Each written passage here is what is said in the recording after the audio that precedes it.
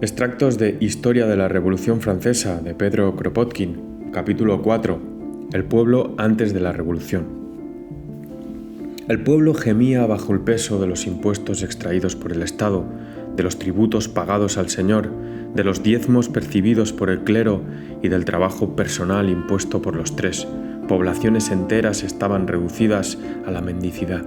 Más de 100.000 mendigos constaban oficialmente en 1777.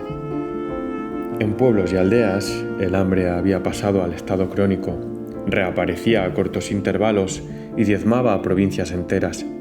Los campesinos huían entonces en masa de sus provincias, con la esperanza, pronto desvanecida, de hallar fuera de ellas mejores condiciones.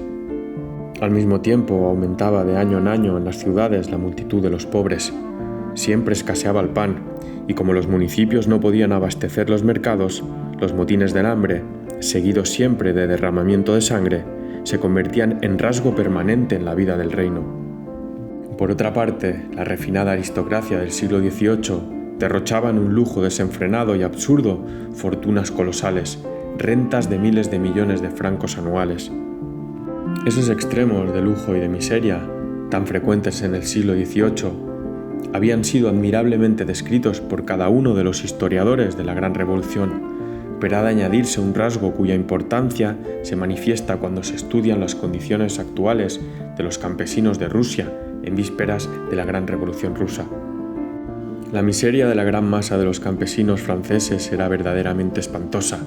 Había ido agravándose incesantemente a medida que aumentaban los gastos del Estado y que se refinaba el lujo de los señores. Lo que contribuía sobre todo a hacer insoportables las exacciones de los señores era que una gran parte de la nobleza, arruinada en realidad, pero que ocultaba su pobreza bajo apariencias de lujo, se empeñaba en arrancar a los campesinos las mayores rentas posibles. El empobrecimiento de la nobleza había hecho de los nobles, en sus relaciones con los exsiervos, burgueses ávidos de dinero, pero incapaces de hallar otras fuentes de ingreso que la explotación de los antiguos privilegios, restos de la época feudal. Lo positivo es que en las poblaciones rurales se realizaba un doble fenómeno: el empobrecimiento en masa de los campesinos y la mejora de la suerte de algunos de ellos. La masa de los campesinos se empobrecía. De año en año su existencia se hacía más incierta. La menor sequía llevaba a la escasez y al hambre, pero al mismo tiempo se constituía una nueva clase de campesinos mejor acomodados y ambiciosos. El burgués lugareño, el campesino aburguesado, hacía su aparición, y él fue el primero que, al acercarse a la revolución, habló contra los derechos feudales y pidió su abolición. Es necesario que conste que si la desesperación de la miseria impulsaba al pueblo al motín, la esperanza de obtener algún alivio le conducía a la revolución.